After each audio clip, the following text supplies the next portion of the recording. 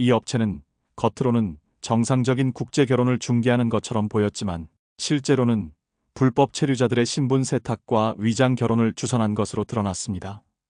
또한 해외 범죄 조직과 연결되어 있다는 의혹도 제기되고 있습니다. 영만은 점점 더 불안해졌습니다. 살인아가 단순한 상담사가 아니라 더 복잡한 일에 연루되어 있었던 것 같았거든요. 사연 시작하기 전 무료 버튼인 구독과 좋아요 부탁드립니다. 박영만은 창밖을 바라보며 또 하루를 시작했습니다. 71세의 나이가 무색하게 여전히 단단한 체격을 유지하고 있었지만 그의 눈빛만은 깊은 절망으로 가득했습니다. 한때 건설업계에서 이름을 날렸던 그였지만 지금은 모든 것을 잃고 혼자만 남았습니다. 아침 햇살이 비스듬히 들어오는 거실에는 먼지가 둥둥 떠다니고 있었습니다. 예전에는 가정부가 매일 청소를 했지만 이제는 그런 여유도 없었죠. 영만은 천천히 몸을 일으켜 세우며 무릎에서 나는 뚝뚝거리는 소리를 들었습니다. 나이가 들어간다는 신호였습니다. 도진아.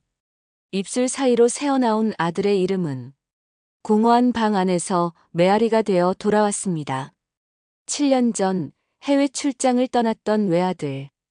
도진이 사고로 세상을 떠났다는 소식을 들었을 때의 충격은 지금도 생생했습니다. 현지 경찰서에서 온 전화 한 통으로 모든 것이 끝나버렸죠. 시신조차 돌아오지 못했다는 현실이 그를 더욱 괴롭혔습니다. 그날 이후 영만의 시간은 완전히 멈춰버렸습니다. 사업에 대한 의욕도 살아갈 이유도 모두 사라져버렸거든요. 건설회사는 하루아침에 무너졌고 평생 모아온 재산도 빚 갚느라 바닥이 났습니다. 하지만 그런 것들은 중요하지 않았습니다. 아들만 있다면 다시 시작할 수 있었는데 그마저도 잃어버렸으니까요. 영만은 거실 한편에 마련된 제단 앞에 앉았습니다.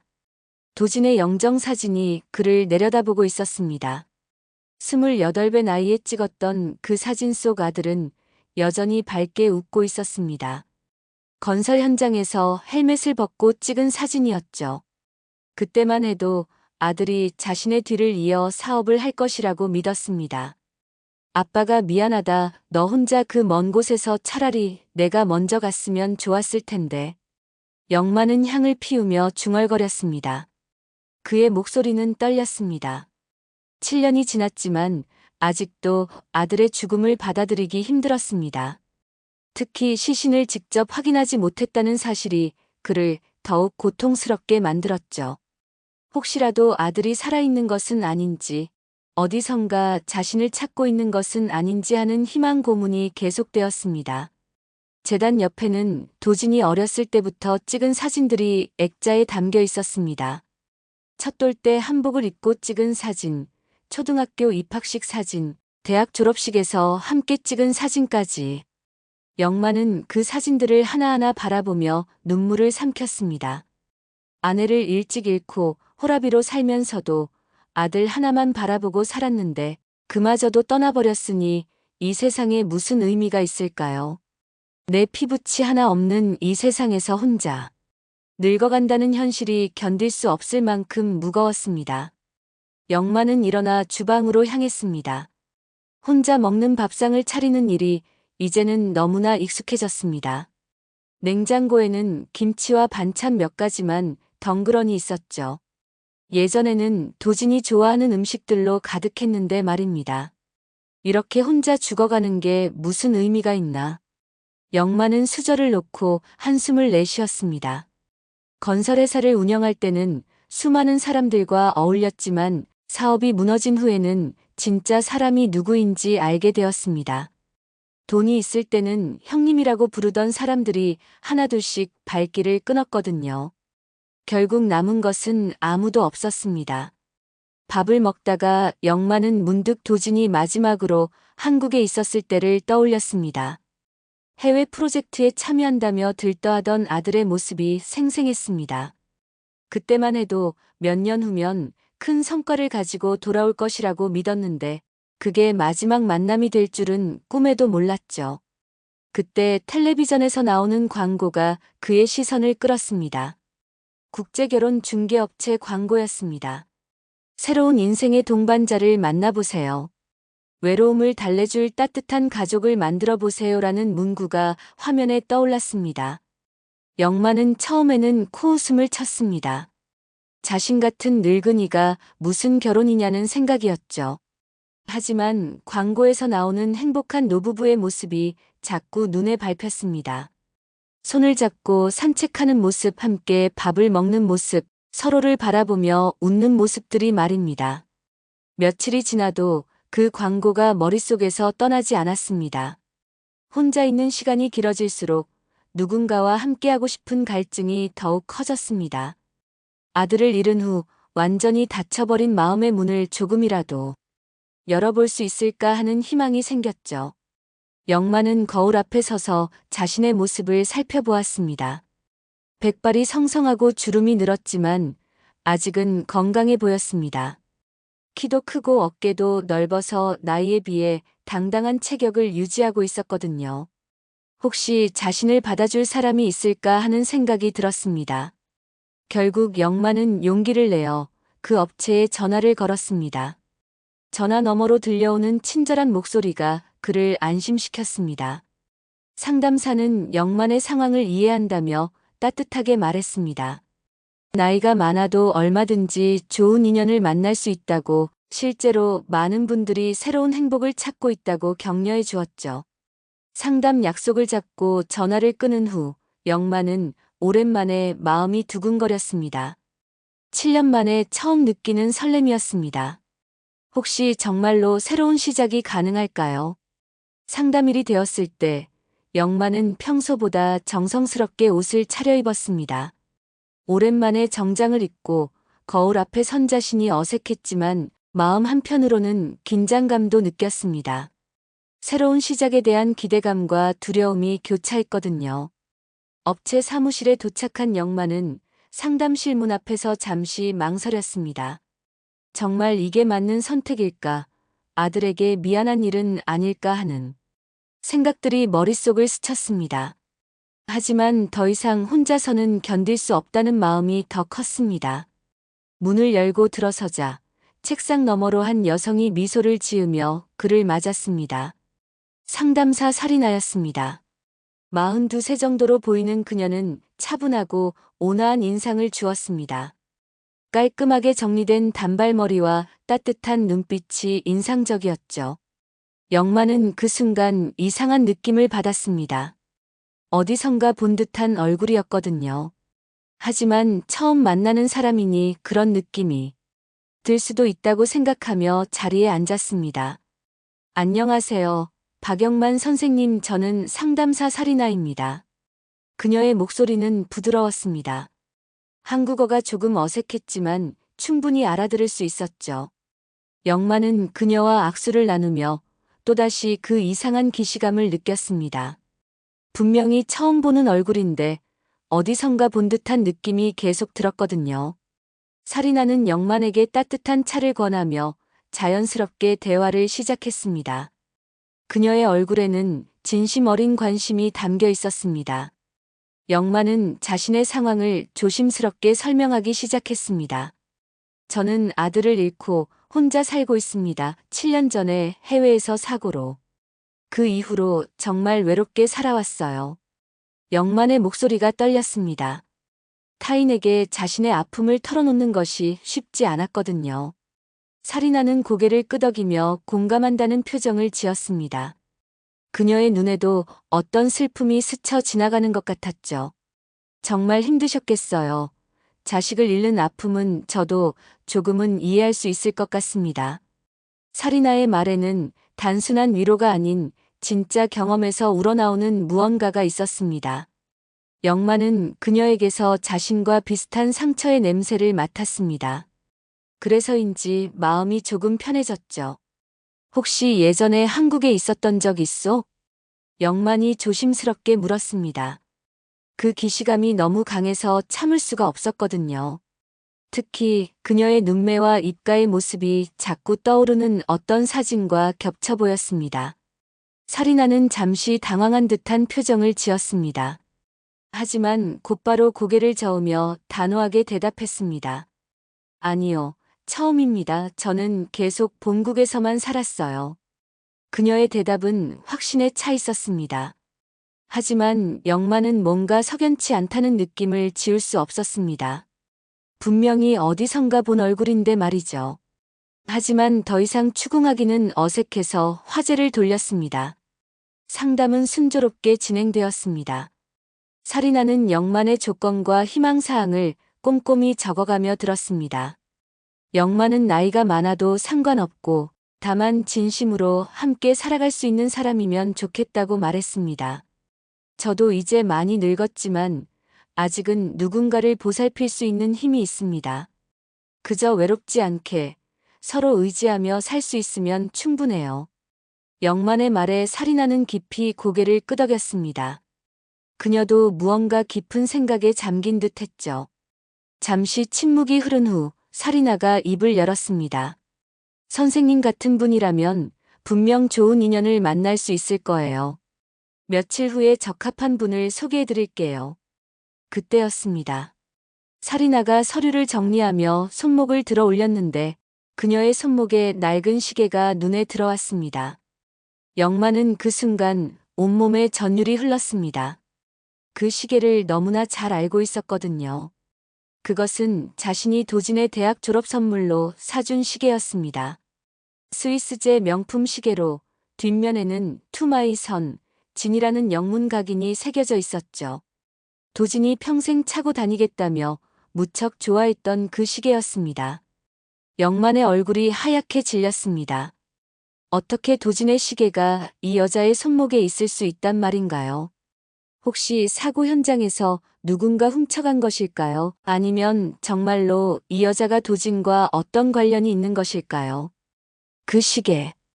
영만이 떨리는 목소리로 말하려는 순간 살인아가 재빨리 소매를 내려 시계를 가렸습니다. 마치 들키면 안 되는 것을 숨기는 듯한 행동이었죠. 시계가 어떻게 됐나요? 살인아가 태어난 척 물었지만 그녀의 눈빛에는 당황스러움이 스쳐 지나갔습니다. 영만은 확신했습니다. 저 시계가 분명 도진의 것이라고 말이죠. 하지만 영만은 바로 추궁하지 않았습니다. 섣불리 행동했다가는 진실을 알 기회를 놓칠 수도 있었거든요. 그 대신 최대한 침착하게 행동하기로 했습니다. 아무것도 아닙니다. 예쁜 시계라서요. 영만이 억지로 웃으며 말했습니다. 살인아는 안도하는 듯한 표정을 지었지만 여전히 경계하는 기색이 역력했습니다. 상담이 끝나고 영만은 집으로 돌아왔습니다. 하지만 마음이 너무 복잡해서 잠을 이룰 수가 없었습니다. 도진의 방으로 가서 서랍을 뒤져 아들의 사진들을 꺼내보았습니다. 그 중에서도 특히 도진이 대학생 시절에 찍은 사진들을 유심히 살펴보았습니다. 혹시 살인아와 함께 찍은 사진이 있을까 해서였죠. 하지만 아무리 찾아봐도 그녀와 관련된 사진은 없었습니다. 그런데 한 장의 사진이 영만의 시선을 사로잡았습니다. 도진이 친구들과 함께 찍은 단체 사진이었는데 그 옆에 서 있는 여성의 뒷모습이 살인아와 비슷해 보였습니다. 하지만 얼굴이 보이지 않아서 확실하지는 않았죠. 영만은 그 사진을 자세히 들여다보았습니다. 사진 속 여성의 체격과 머리 스타일이 살인아와 닮아 있었습니다. 혹시 정말로 도진과 알고 지낸 사이일까요? 다음 날 아침 영만은 결심을 했습니다. 살인아에 대해 더 자세히 알아봐야겠다고 말이죠. 단순한 우연이라고 넘기기에는 너무 많은 것들이 일치했거든요. 영만은 도진의 유품들을 다시 한번 꼼꼼히 살펴보았습니다. 혹시 살인아와 관련된 단서가 더 있을지도 모르니까요. 그러던 중 도진의 오래된 수첩에서 이상한 메모를 발견했습니다. S에게 꼭 말해야 할 것들. S라는 이니셜이 살인아를 가리키는 것일까요? 영만의 가슴이 빠르게 뛰기 시작했습니다. 점점 더 많은 의문점들이 생기고 있었거든요. 그날 오후 살인아에게서 전화가 왔습니다. 적절한 상대방을 찾았다며 며칠 후에 만날 수 있다고 했습니다. 영만은 그 약속을 잡으면서도 머릿속으로는 계속 다른 생각을 하고 있었습니다. 정말로 사리나가 도진과 아는 사이였다면 왜 모른다고 거짓말을 했을까요? 그리고 도진의 시계는 어떻게 그녀의 손에 들어간 것일까요? 영만은 이 모든 수수께끼를 풀어야겠다고 다짐했습니다. 며칠 후 사리나에게서 연락이 왔습니다. 만날 장소는 조용한 카페였습니다. 영만은 평소보다 일찍 나가서 그녀를 기다렸습니다. 마음 한편으로는 새로운 인연에 대한 기대감이 있었지만 다른 한편으로는 사리나에 대한 의문이 계속 머릿속을 맴돌았습니다. 사리나가 카페에 들어섰을 때 영만은 또다시 그녀의 손목을 유심히 살펴보았습니다. 다행히 오늘도 그 시계를 차고 있었습니다. 확실히 도진의 것이 맞았습니다. 뒷면의 각인까지 기억하고 있으니까요. 오늘 소개해드릴 분은 정말 좋은 분이에요. 선생님과 잘 맞으실 것 같습니다. 사리나가 미소를 지으며 말했습니다. 하지만 영만은 다른 여자와의 만남보다는 사리나 자신에게 더 관심이 갔습니다. 이상하게도 그녀와 이야기를 나누고 있으면 마음이 편안해졌거든요. 그런데 사리나 씨는 어떻게 이 일을 하게 되셨나요? 영만이 조심스럽게 물었습니다. 사리나는 잠시 주저하더니 천천히 입을 열었습니다. 저도 남편을 잃었거든요. 오래전 일이지만요. 그 후로 혼자 아이를 키우며 살아왔어요. 사리나의 목소리에는 깊은 슬픔이 배어 있었습니다. 영만은 그 순간 자신과 비슷한 상처를 가진 사람이라는 것을 느꼈습니다. 그래서 더욱 관심이 갔는지도 모르겠습니다. 아이가 있으시다고요? 네, 10살 된 아들이 있어요. 아직 본국에 있지만 곧 한국으로 데려올 예정이에요. 사리나가 말하면서 핸드폰에서 아이 사진을 꺼내 보여주었습니다. 영만은 그 사진을 보는 순간 깜짝 놀랐습니다. 그 아이의 얼굴이 어딘가 낯익었거든요.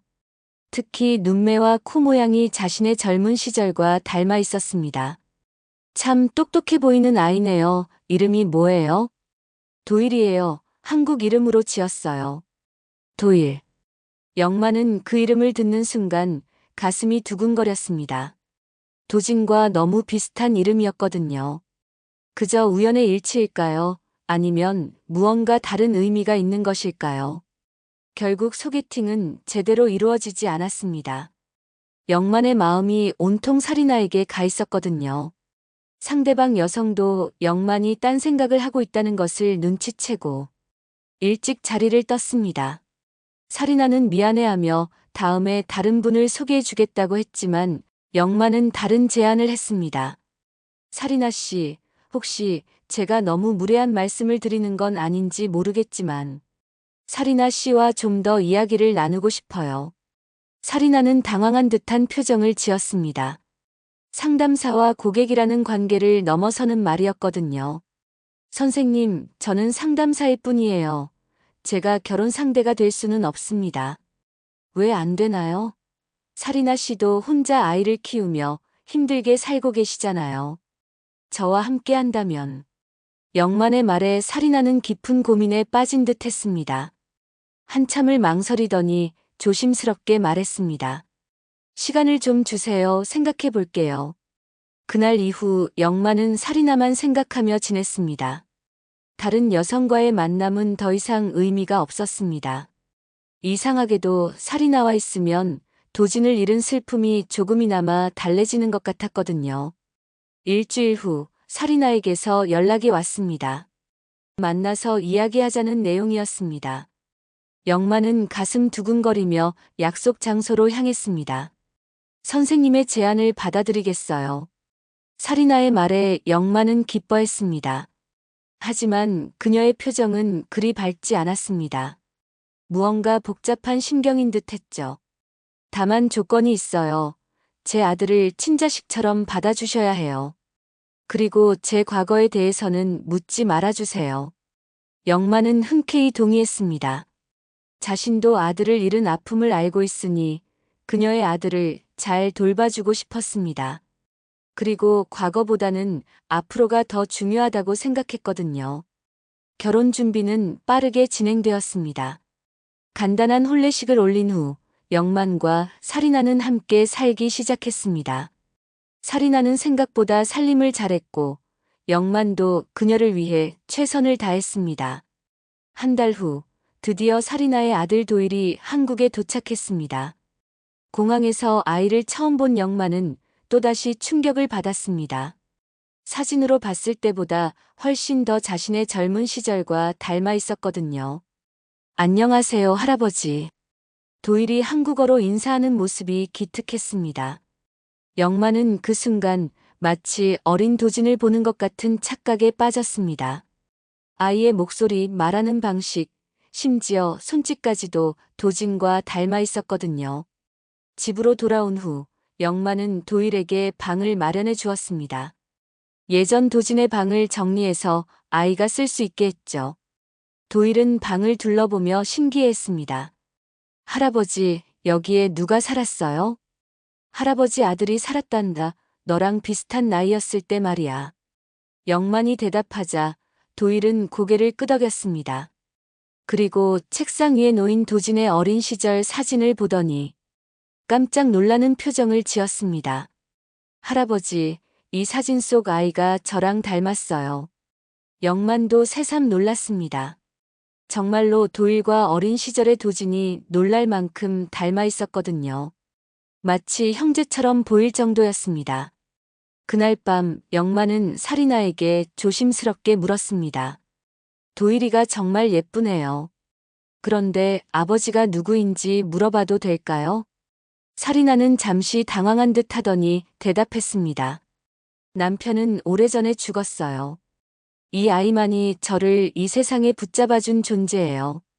사리나의 목소리에는 깊은 슬픔이 배어 있었습니다. 영만은 더 이상 묻지 않기로 했습니다.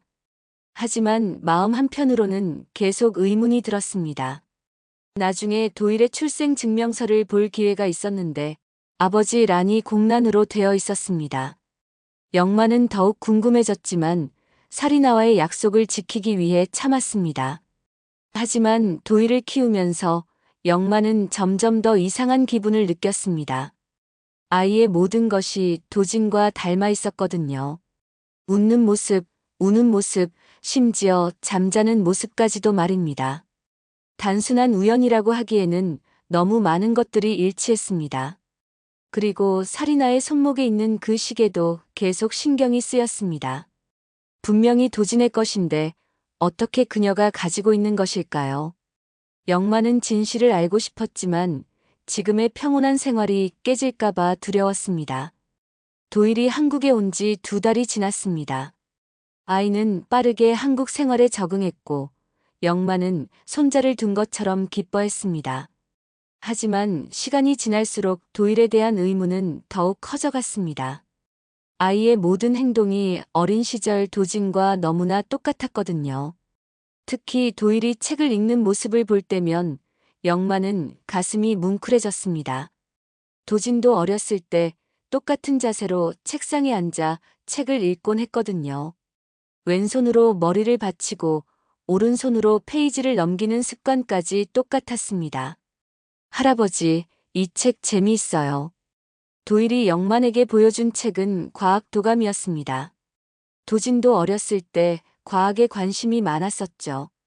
우주와 별자리에 대해 끊임없이 질문하던 모습이 떠올랐습니다.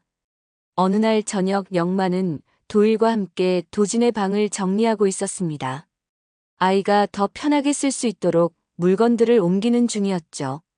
그때 책장 뒤에서 낡은 편지 봉투 하나가 떨어졌습니다. 할아버지, 이게 뭐예요? 도일이 편지를 주워들었습니다. 영만은 그것을 받아보니 도진의 필체로 쓰인 편지였습니다.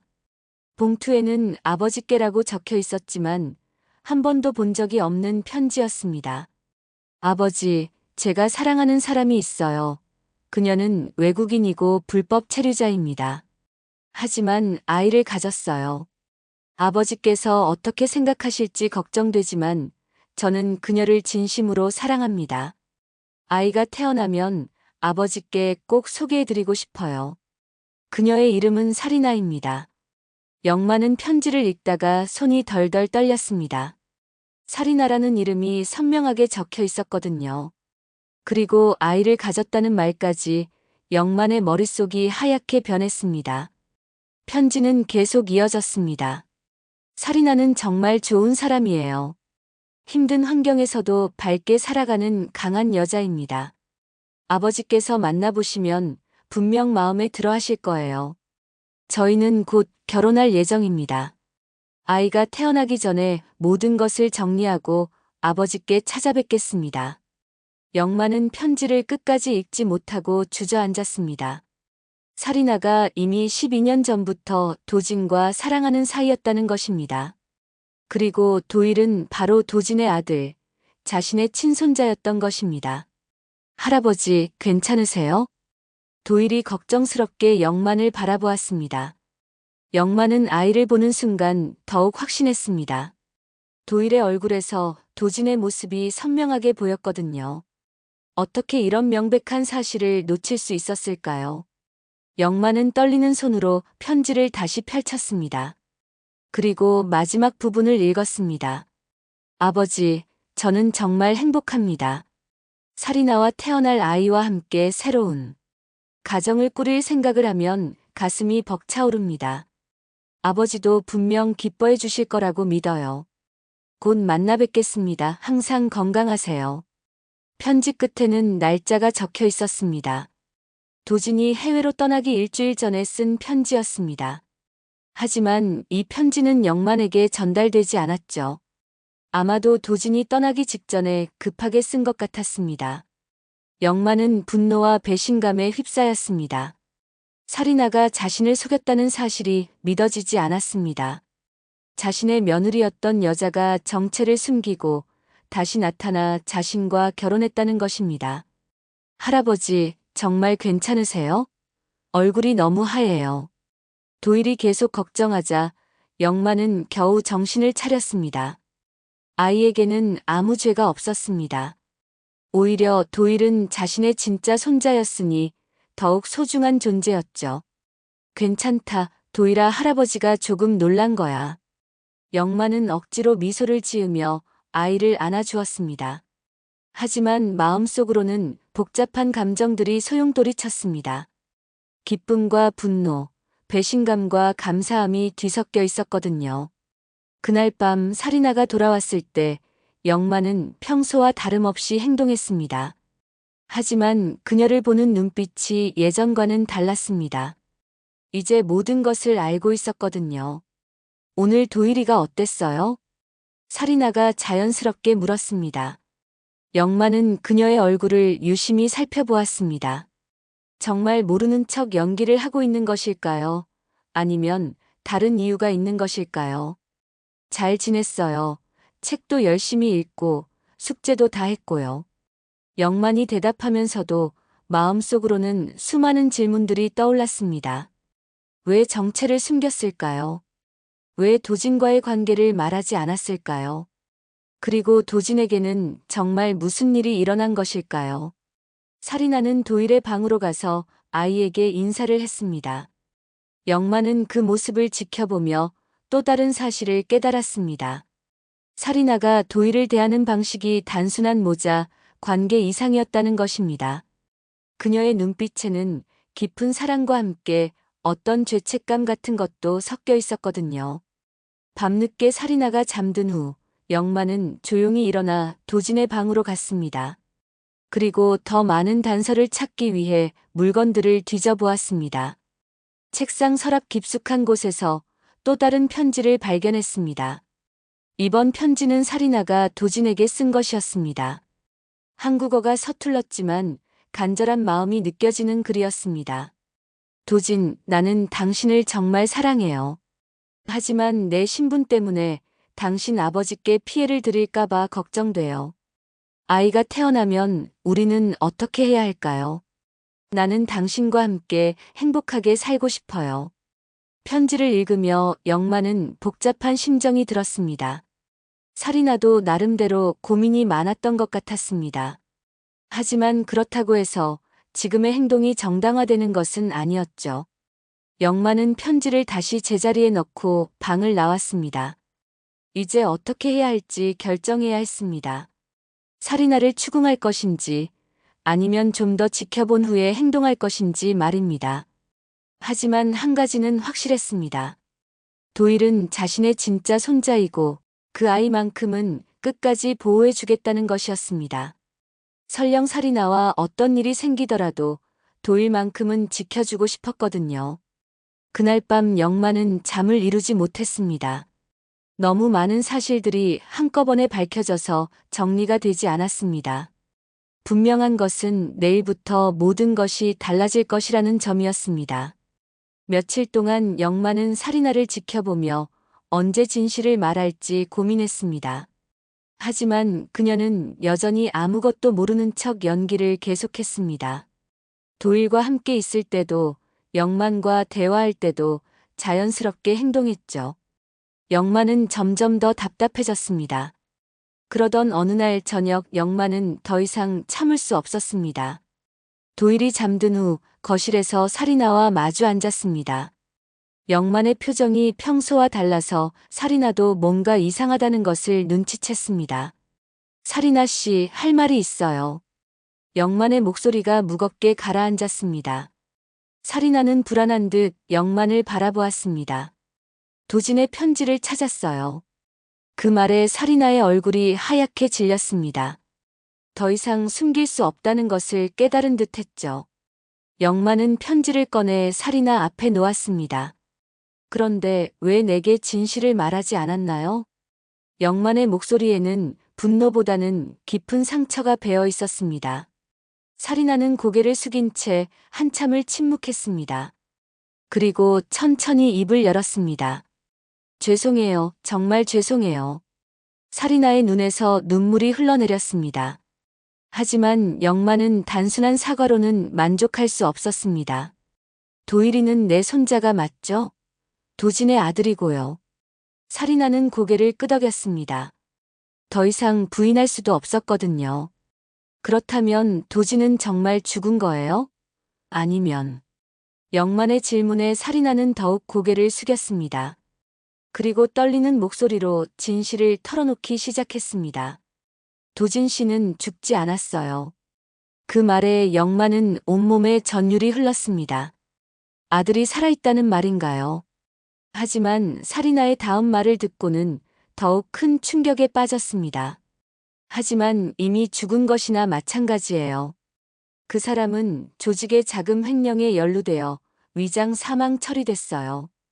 영만은 말을 잇지 못했습니다. 아들이 횡령에 연루되었다는 말이 믿어지지 않았거든요. 도진은 그런 아이가 아니었는데 말입니다. 살인아는 울면서 계속 설명했습니다. 처음에는 단순한 해외 프로젝트인 줄 알았어요. 하지만 나중에 알고 보니 그게 아니었어요. 도진 씨도 나중에서야 진실을 알았죠. 그때는 이미 너무 깊이 들어간 후였어요. 영만은 머리가 어지러웠습니다. 아들의 죽음이 사고가 아니라 범죄와 관련된 일이었다니요. 그래서 당신은 한국에 돌아온 거군요. 복수하려고. 살인아는 고개를 끄덕였습니다. 처음에는 그랬어요. 도진 씨를 그런 일에 휘말리게 한 사람들에게 복수하고 싶었어요. 그리고 선생님에게도 분노했어요. 나에게. 네. 도진 씨가 죽었다는 소식을 들었을 때 선생님은 사업 걱정만 하셨잖아요. 아들을 잃었다는 슬픔보다는 회사 일이 더 중요해 보였어요. 영만은 그때를 떠올렸습니다. 분명히 도진의 죽음보다는 회사 정리하는 일에 더 매달렸던 것 같았습니다. 현실을 받아들이기 싫어서 다른 일에 몰두했던 것이지만 살인아에게는 냉정해 보였을 것입니다. 그래서 저에게 접근한 거군요. 복수하려고. 그랬어요. 처음에는요. 선생님을 아프게 해주고 싶었어요. 도진 씨가 얼마나 좋은 사람이었는지, 선생님이 그를 얼마나 소중히 여겨야 했는지 깨닫게 해주고 싶었거든요. 살인아의 고백을 들으며 영만은 자신의 잘못을 깨달았습니다. 정말로 아들의 죽음을 제대로 슬퍼하지 못했던 것 같았습니다. 하지만 선생님과 함께 살면서 제 마음이 바뀌었어요. 살인아가 고개를 들어 영만을 바라보았습니다. 선생님이 도일이를 얼마나 아끼는지, 저를 얼마나 소중히 여기는지 보면서 복수 따위는 의미 없다는 걸 깨달았어요. 그리고 도진 씨도 이런 걸 원하지 않을 거라는 생각이 들었어요. 영만은 복잡한 심정이었습니다. 분노와 실망, 그리고 이해할 수 없는 안도감이 뒤섞여 있었거든요. 그럼 지금은 어떤 생각이에요? 지금은 정말로 이 가정이 소중해요. 선생님과 도일이와 함께 있으면 행복해요. 처음에는 계획적으로 접근했지만 지금은 진심이에요. 사리나의 말에 영만은 무엇을 믿어야 할지 혼란스러웠습니다.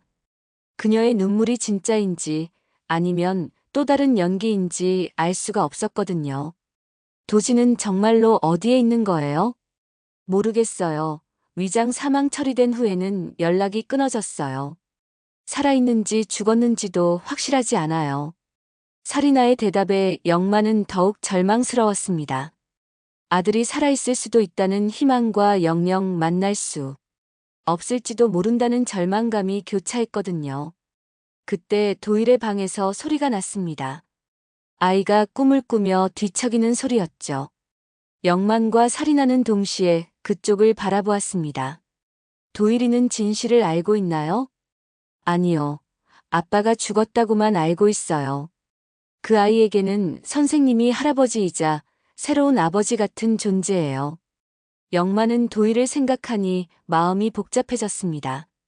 아이에게는 아무 죄가 없었으니까요. 오히려 자신의 진짜 손자였으니 더욱 소중한 존재였습니다. 그럼 이제 어떻게 할 거예요? 영만의 질문에 사리나는 한참을 망설였습니다. 선생님이 원한다면 떠나겠어요. 도일이와 함께요. 그럼 안 돼요. 영만이 단호하게 말했습니다. 도일이는 내 손자예요. 그 아이만큼은 내가 끝까지 책임져야 해요. 사리나는 영만의 말에 눈물을 흘렸습니다. 분노할 것이라고 예상했는데 오히려 아이를 걱정해주니 고마웠거든요. 하지만 저를 용서할 수는 없으시겠죠? 지금은 잘 모르겠어요. 시간이 필요해요. 영만이 솔직하게 말했습니다. 분노와 배신감이 쉽게 가라앉지 않을 것 같았거든요. 그날 밤부터 영만과 사리나 사이에는 미묘한 긴장감이 흘렀습니다. 겉으로는 평소와 같이 지냈지만 둘 다 서로를 조심스럽게 바라보게 되었죠. 하지만 도일만큼은 예전과 똑같이 대했습니다. 아이에게는 아무 죄가 없었으니까요. 영만은 밤마다 잠을 이루지 못했습니다. 도진이 정말 살아있는지, 만약 살아있다면 어디에 있는지, 그리고 언젠가 다시 만날 수 있을지 등등 수많은 생각들이 머릿속을 맴돌았거든요. 하지만 한 가지는 확실했습니다. 도일만큼은 절대 포기할 수 없다는 것이었습니다. 진실을 알게 된 후 한 달이 지났습니다. 영만과 사리나는 겉으로는 평범한 부부처럼 지냈지만 둘 사이에는 보이지 않는 벽이 세워져 있었습니다. 영만은 여전히 사리나를 완전히 용서할 수 없었고 사리나 역시 죄책감에 시달리고 있었습니다. 하지만 도일이 있을 때만큼은 둘 다 노력했습니다. 아이에게는 아무 상처를 주고 싶지 않았거든요. 도일은 여전히 밝게 웃으며 할아버지와 엄마 사이를 오가며 행복해했습니다.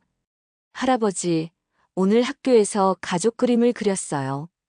도일이 자랑스럽게 그림을 보여주었습니다. 세 명이 손을 잡고 서 있는 모습이었죠. 영만은 그 그림을 보며 마음이 복잡해졌습니다. 이 아이에게는 이것이 진짜 가족이었으니까요. 그날 저녁 사리나가 영만에게 조심스럽게 말을 꺼냈습니다. 선생님, 제가 처음에 왜 복수를 생각했는지 좀 더 자세히 말씀드려도 될까요? 영만은 고개를 끄덕였습니다. 아직도 풀리지 않은 의문들이 많았거든요. 사리나는 깊은 숨을 들이쉬고 이야기를 시작했습니다. 도진 씨를 처음 만난 건 13년 전이었어요. 저는 그때 불법 체류자였고 식당에서 일하고 있었죠. 도진 씨는 그 식당의 단골 손님이었어요. 사리나의 목소리에는 그리움이 묻어났습니다. 도진 씨는 저의 신분을 알면서도 차별하지 않았어요. 오히려 한국어를 가르쳐주고 어려운 일이 있을 때마다 도와주었죠. 그렇게 사랑에 빠졌어요. 영만은 아들의 다른 모습을 알게 되어 마음이 따뜻해졌습니다. 도진이 그런 따뜻한 마음을 가진 아이였다는 것을 새삼 깨달았거든요. 도일이를 가졌을 때 도진 씨는 정말 기뻐했어요. 꼭 아버지께 소개해드리겠다고 정식으로 결혼해서 가정을 꾸리겠다고 약속했죠.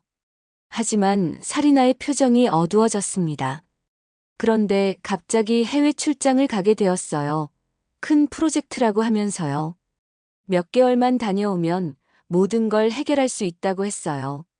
그게 바로 그 조직과 관련된 일이었나요? 네, 하지만 도진 씨도 처음에는 몰랐어요. 나중에서야 자신이 이상한 일에 휘말렸다는 걸 깨달았죠. 그때 저에게 마지막 전화를 했어요.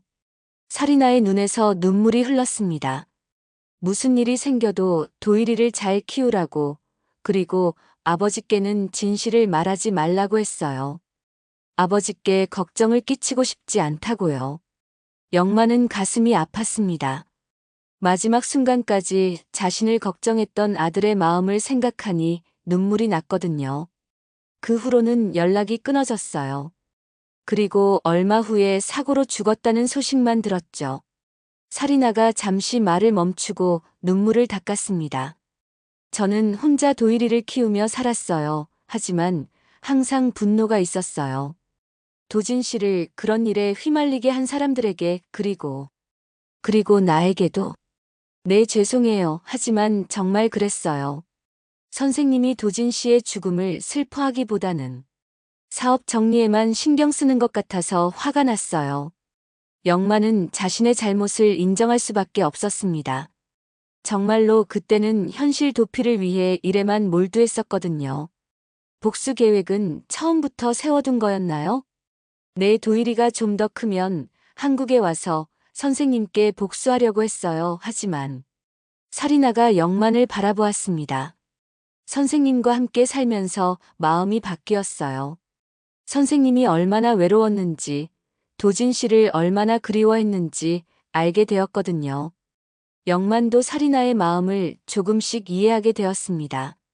그녀 역시 사랑하는 사람을 잃고 혼자 아이를 키우며 힘들게 살았을 테니까요. 그때 도일이 잠에서 깨어나왔습니다. 엄마, 할아버지, 왜 안 주무세요? 아이가 잠옷 차림으로 나와서 두 사람을 바라보았습니다. 영만은 도일을 보는 순간 마음이 복잡해졌습니다. 이 아이가 자신의 진짜 손자라는 사실이 아직도 꿈 같았거든요. 할아버지, 나도 나중에 아빠처럼 죽는 거야? 도일의 갑작스러운 질문에 영만과 사리나는 모두 놀랐습니다. 아이가 언제부터 그런 생각을 했던 걸까요? 왜 그런 생각을 하니? 사리나가 아이를 안으며 물었습니다. 도일은 잠시 망설이다가 대답했습니다. 친구들이 그러는데 아빠 없는 아이들은 불쌍하다고 해요. 그리고 아빠가 죽으면 아들도 죽는다고요. 영만은 가슴이 미어지는 것 같았습니다. 이 어린아이가 그런 무거운 생각을 하고 있었다니요. 도일아, 그런 말하는 거 아니야. 할아버지가 있잖아. 할아버지가 도일이를 평생 지켜줄 거야. 영만이 아이를 꼭 안아주었습니다. 도일은 할아버지의 품에서 안심하는 듯 했습니다. 정말요? 할아버지가 나를 버리지 않을 거예요? 절대 버리지 않아. 도일이는 할아버지의 가장 소중한 보물이야. 영만의 말에 도일은 환하게 웃었습니다. 그 순간 사리나는 깨달았습니다. 이 복수극은 끝내야 한다고 말이죠. 도일을 재워보낸 후 사리나가 영만에게 말했습니다. 선생님, 저는 정말로 이 가정을 지키고 싶어요. 처음에는 복수 때문에 시작했지만 지금은 진심으로 선생님과 도일이를 사랑해요. 영만은 사리나의 눈을 바라보았습니다. 그녀의 눈빛에서 진심을 느낄 수 있었습니다. 하지만 쉽게 용서할 수는 없어요. 시간이 필요해요. 네, 알고 있어요. 평생이 걸리더라도 선생님의 용서를 받고 싶어요. 그날 밤 영만은 오랜만에 편안한 잠을 잤습니다. 모든 진실이 밝혀진 후에야 마음이 조금씩 정리되기 시작했거든요. 비록 복잡한 상황이었지만 이제는 서로를 속이지 않고 진심으로 마주할 수 있을 것 같았습니다. 하지만 영만은 아직 모르고 있었습니다. 더 큰 시련이 기다리고 있다는 것을 말이죠. 사리나의 과거와 도진의 실종이 단순히 끝난 일이 아니라는 것을 깨닫게 될 것입니다. 평온한 일상이 계속될 것 같았던 어느 날, 갑작스럽게 집 앞에 검은 승용차 한 대가 섰습니다. 정장을 입은 남자 2명이 내려서 초인종을 눌렀죠. 영만은 불길한 예감이 들었습니다. 국정원 소속입니다. 사리나 씨와 관련해서 조사할 일이 있어서 왔습니다. 남자가 신분증을 보여주며 말했습니다. 영만은 가슴이 철렁 내려앉았습니다. 사리나가 뭔가 큰 일에 휘말린 것 같았거든요. 사리나는 안방에서 나와 그들을 보자 얼굴이 하얗게 질렸습니다. 마치 언젠가는 올 줄 알았던 일이라는 듯한 표정이었습니다.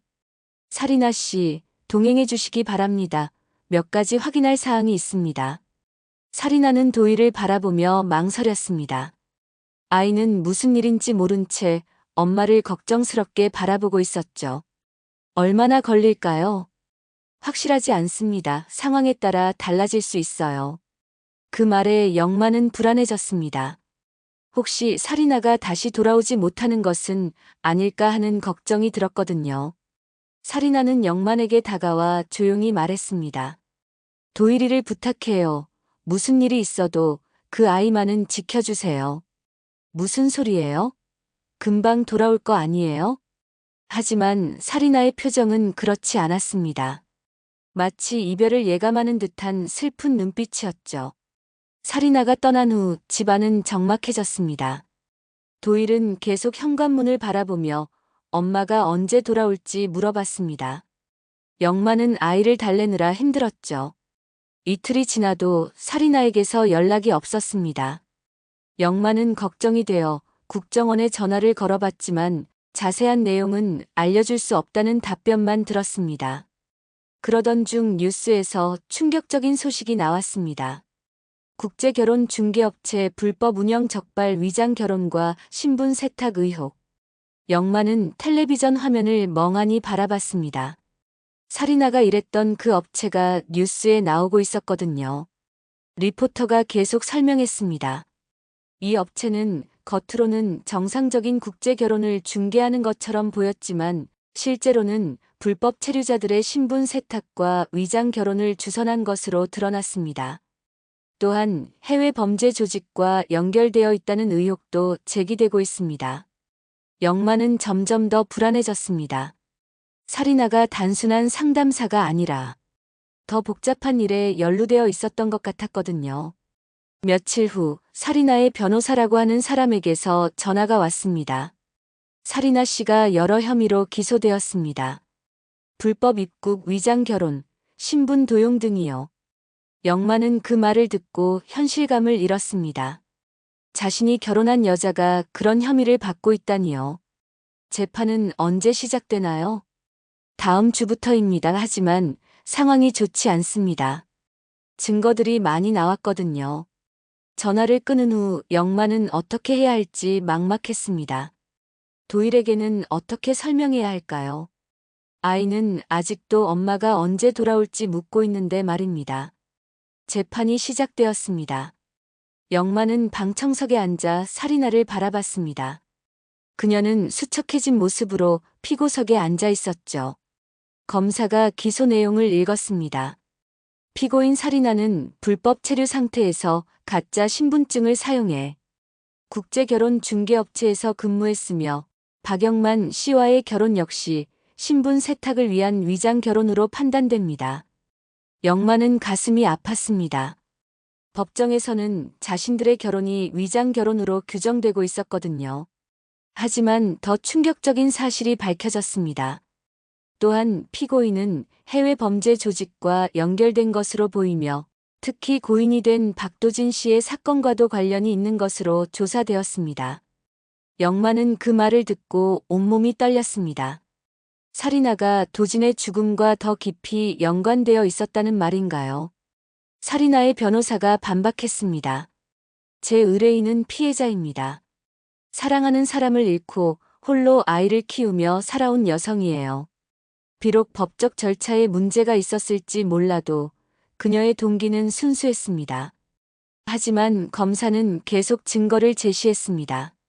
살인아가 사용한 가짜 신분증, 불법 송금 내역, 그리고 범죄 조직과의 연락 기록까지 나왔습니다. 재판이 진행되면서 영만은 점점 더 절망스러워졌습니다. 살인아가 자신에게 말하지 않은 비밀들이 너무 많았거든요. 그런데 재판 중반에 놀라운 일이 일어났습니다. 도일이 증언하고 싶다고 나선 것입니다. 저는 증언하고 싶어요. 10살 아이의 말에 법정이 술렁거렸습니다. 판사는 고민하다가 아이의 증언을 허용했습니다. 도일이 증언대에 올랐습니다. 작은 체구의 아이가 큰 법정에서 혼자 서 있는 모습이 안쓰러웠습니다. 엄마는 나쁜 사람이 아니에요. 도일의 첫마디에 방청석이 조용해졌습니다. 엄마는 할머니가 아프다 그랬어요. 우리 엄마가 돌봐줬어요.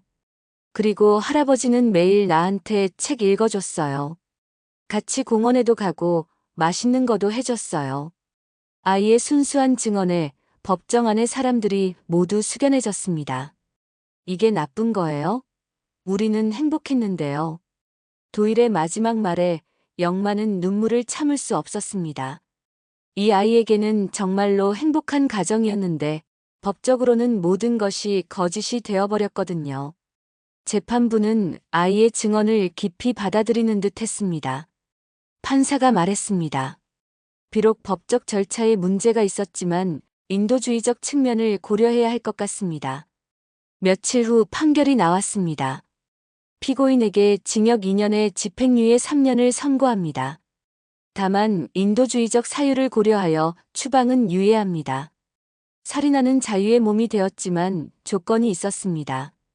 더 이상 박영만 씨와의 혼인관계는 유지할 수 없습니다. 법적으로 이혼 처리됩니다. 그 말에 영만과 살인아는 모두 절망했습니다. 법정에서 그들의 결혼이 끝나버린 것입니다. 법정을 나서면서 살인아가 영만에게 말했습니다. 정말 죄송해요. 쟤 때문에 이런 일이. 이제 어떻게 할 거예요? 떠나야죠. 더 이상 선생님께 피해를 드릴 수는 없어요. 하지만 영만은 다른 생각을 하고 있었습니다. 법적으로는 끝났지만 마음으로는 아직 끝나지 않았거든요. 판결이 나온 후 일주일이 지났습니다. 살인아는 짐을 싸며 떠날 준비를 하고 있었습니다. 도일은 상황을 완전히 이해하지는 못했지만 엄마가 슬퍼한다는 것은 알 수 있었습니다. 엄마, 우리 어디 가는 거예요? 도일이 불안한 목소리로 물었습니다. 살인아는 아이를 안으며 눈물을 참았습니다. 새로운 곳에서 살아야 해. 할아버지께 더 이상 폐를 끼칠 수는 없거든. 하지만 영만은 다른 생각을 하고 있었습니다. 법정에서 이혼 판결이 났지만 그것이 끝은 아니라고 생각했거든요. 특히 도일만큼은 절대 보낼 수 없었습니다. 영만은 구청에 갔습니다. 그리고 직원에게 물었습니다. 양자 입적은 어떻게 하나요? 양자 입적 말씀이신가요? 절차가 복잡하지만 불가능하지는 않습니다. 영만은 서류를 받아왔습니다. 도일을 자신의 호적에 정식으로 입적시키려는 계획이었습니다. 혈연관계 증명이 필요하다고 했지만 영만에게는 확신이 있었습니다. 도일은 분명히 자신의 손자니까요. 그날 저녁 영만은 살인아에게 자신의 계획을 말했습니다. 도일이를 내 호적에 넣을 거예요. 살인아는 깜짝 놀랐습니다. 그런 일이 가능한가요? DNA 검사를 하면 될 거예요. 도일이는 내 손자니까요. 살인아는 한참을 생각하더니 고개를 끄덕였습니다. 그게 도일이에게 좋다면 저는 동의해요. 며칠 후 DNA 검사 결과가 나왔습니다. 예상대로 도일과 영만은 조손관계로 확인되었습니다. 영만은 그 결과를 들고 다시 구청에 갔습니다. 이제 정식으로 입적 절차를 밟겠습니다. 직원은 서류를 검토하더니 말했습니다. 특수한 경우네요. 시간이 좀 걸릴 수 있습니다. 하지만 영만은 기다릴 용의가 있었습니다. 도일만큼은 끝까지 지켜주고 싶었거든요. 한편 사리나는 여전히 떠날 준비를 하고 있었습니다. 하지만 마음 한편으로는 떠나고 싶지 않았습니다. 이곳에서의 생활이 진짜 행복했었거든요. 정말 떠나야 하나요? 영만이 조심스럽게 물었습니다. 사리나는 고개를 끄덕였습니다. 법적으로 이혼했잖아요. 더 이상 선생님의 아내가 아니에요. 법적으로는 그렇지만 마음으로는 다르지 않나요? 영만의 말에 사리나는 당황했습니다. 자신도 떠나고 싶지 않았지만 영만에게 더 이상 피해를 줄 수는 없다고 생각했거든요. 그때 도일이 두 사람 사이로 뛰어왔습니다. 할아버지, 엄마 뭘 그렇게 심각하게 이야기해요? 아이의 밝은 모습을 보며 영만과 사리나는 모두 마음이 아팠습니다. 이 아이에게는 평범한 가정이 필요했는데 어른들의 문제로 인해 모든 것이 흔들리고 있었거든요. 며칠 후 도일의 입적 허가가 났습니다. 이제 도일은 법적으로도 영만의 손자가 되었습니다. 영만은 그 소식을 듣고 기뻤지만 동시에 복잡한 심정이었습니다. 사리나와는 헤어져야 하는 상황이었거든요. 그날 저녁 사리나가 마지막 짐을 싸고 있을 때 영만이 말했습니다. 꼭 떠나야 하나요? 우리 다시 시작할 수는 없을까요? 사리나는 손을 멈추고 영만을 바라보았습니다. 어떻게요? 법적으로는 이미 끝났는걸요. 법적으로는 부부가 아니어도 가족이 될 수는 있잖아요. 도일이의 엄마로, 그리고 내 동반자로요. 영만의 제안에 사리나는 깊이 생각에 잠겼습니다. 정말로 그런 관계가 가능할까요? 하지만 주변 사람들이 뭐라고 할까요? 상관없어요. 중요한 건 우리 세 명이 행복한 거니까요. 그때 도일이 방에서 나왔습니다. 엄마, 정말 떠나는 거예요? 아이의 슬픈 목소리에 사리나는 마음이 흔들렸습니다. 엄마가 여기 있으면 할아버지가 힘들어해. 아니에요. 할아버지도 엄마가 있어야 행복해요. 제가 다 봤거든요. 도일의 순수한 말에 영만과 사리나는 모두 감동했습니다. 이 아이가 어른들의 마음을 누구보다 잘 알고 있었던 것입니다. 그럼 조금 더 생각해 볼게. 사리나가 조심스럽게 말했습니다. 영만은 희망을 가졌습니다. 다음 날 세 명은 함께 시장에 장을 보러 갔습니다. 예전처럼 자연스럽게 행동했지만 이번에는 조금 다른 의미였습니다. 법적으로는 가족이 아니지만 마음으로는 진짜 가족이 되기로 한 것입니다. 시장에서 만난 이웃들이 물었습니다. 이혼하셨다면서요? 그런데 왜 같이 다니세요? 영만은 당당하게 대답했습니다. 법적으로는 이혼했지만 우리는 여전히 가족이에요. 도일이의 할아버지이자 사리나 씨의 동반자로 살아갈 겁니다. 사람들은 이상하게 생각했지만 영만은 신경 쓰지 않았습니다. 중요한 건 자신들의 행복이었으니까요. 집으로 돌아오는 길에 사리나가 말했습니다. 정말 괜찮을까요? 이런 식으로 사는 게요. 괜찮아요. 오히려 더 좋을지도 몰라요. 이제는 서로를 속이지 않고 진심으로 대할 수 있으니까요. 그날 저녁 세 명은 함께 저녁을 먹으며 새로운 시작에 대해 이야기했습니다. 법적으로는 복잡한 관계였지만 마음으로는 진짜 가족이었습니다. 도일이 말했습니다. 할아버지, 엄마, 우리 계속 함께 살 수 있는 거죠? 그럼 우리는 가족이야. 영만이 아이를 안으며 말했습니다. 사리나도 미소를 지었습니다. 몇 달이 지난 후 이들의 독특한 가족 형태는 마을에서 화제가 되었습니다. 하지만 시간이 지나면서 사람들도 이해하게 되었습니다. 진짜 가족의 의미는 법적 관계가 아니라 서로를 아끼는 마음에 있다는 것을 말입니다. 영만은 이제 진짜 행복했습니다. 도진을 잃은 슬픔은 여전히 있었지만 도일과 사리나가 그 상처를 조금씩 치유해주고 있었거든요. 그리고 사리나도 과거의 죄책감에서 벗어나 새로운 삶을 시작할 수 있었습니다. 어느 날 저녁 세 명이 함께 산책을 하며 영만이 말했습니다. 우리 가족이 특별하긴 하지만 그래서 더 소중한 것 같아요. 사리나와 도일도 고개를 끄덕였습니다. 이들에게는 혈연이나 법적 관계보다 더 중요한 것이 있었습니다. 바로 서로를 향한 진심 어린 사랑이었죠. 결혼은 끝났지만 진짜 가족은 이제 시작이었습니다.